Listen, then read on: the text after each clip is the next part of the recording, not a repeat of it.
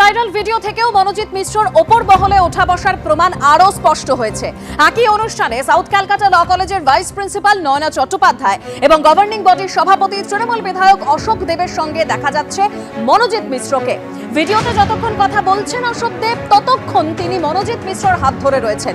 আর তৃণমূল বিধায়ক অশোক দেবের ঠিক ডান দিকে দ্বিতীয় চেয়ারে হাসি মুখে বসে আছেন ল কলেজের ভাইস প্রিন্সিপাল নয়না চট্টোপাধ্যায়। তৃণমূল বিধায়ক অশোক দেবকে রীতিমতো জেঠু বলে সম্বোধন করছেন মনোজিৎ মিশ্র।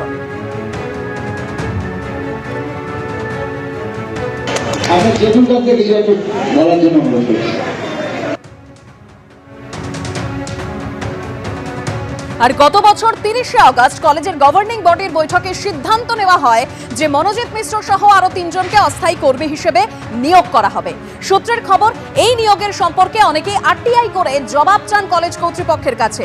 এরপর হঠাৎই দেখা যায় গত বছর 12ই নভেম্বর গভর্নিং বডির বৈঠকের সিদ্ধান্ত নিয়ে ভাইস প্রিন্সিপালকে পরিষ্কার জানিয়ে দেওয়া হয় গভর্নিং বডির নির্দেশ ছাড়া ভাইস প্রিন্সিপাল বা সেক্রেটারি কোনো আরটিআই এর জবাব দেবেন না।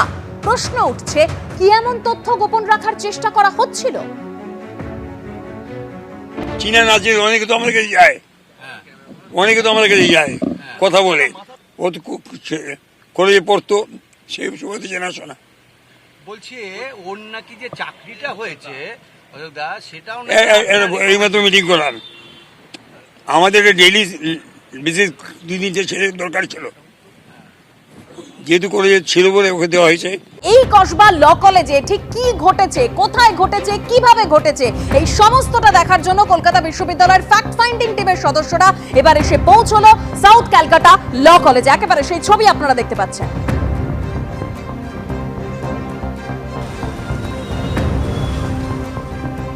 কলকাতা বিশ্ববিদ্যালয়ের ফ্যাক্ট ফাইন্ডিং টিম 5 সদস্যের একটি টিম, তাদের আসার কথা রয়েছে।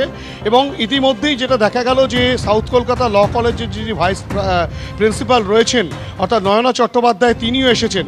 বিশাল সংখ্যক পুলিশ রয়েছে এবং যেহেতু কলেজ বন্ধ সে কারণে গতকালও যেটা দেখা গিয়েছিল যে জিবি মিটিং কিন্তু কলেজের নিচের যে অংশ রয়েছে সেখানেই জিবি মিটিং হয় এবং সেখানে গুরুত্বপূর্ণ বেশ কিছু সিদ্ধান্ত নিয়েছিল, গভর্নিং বডির মিটিং থেকে সিদ্ধান্ত নেওয়া হয়। তেমনই আজকে কিন্তু কলকাতা বিশ্ববিদ্যালয়ের যে ফ্যাক্ট ফাইন্ডিং টিম তারা কিন্তু এখানে এসে প্রবেশ করেছেন। গোটা পরিস্থিতি, কি ঘটনা ঘটেছিল, কি বিষয়, সমস্ত বিষয় নিয়েই কিন্তু তারা আলোচনা করবেন।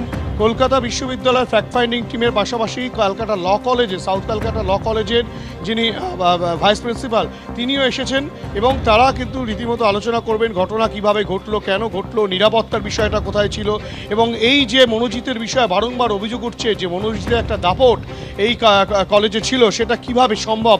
সে বাইরে থেকে আসা একজন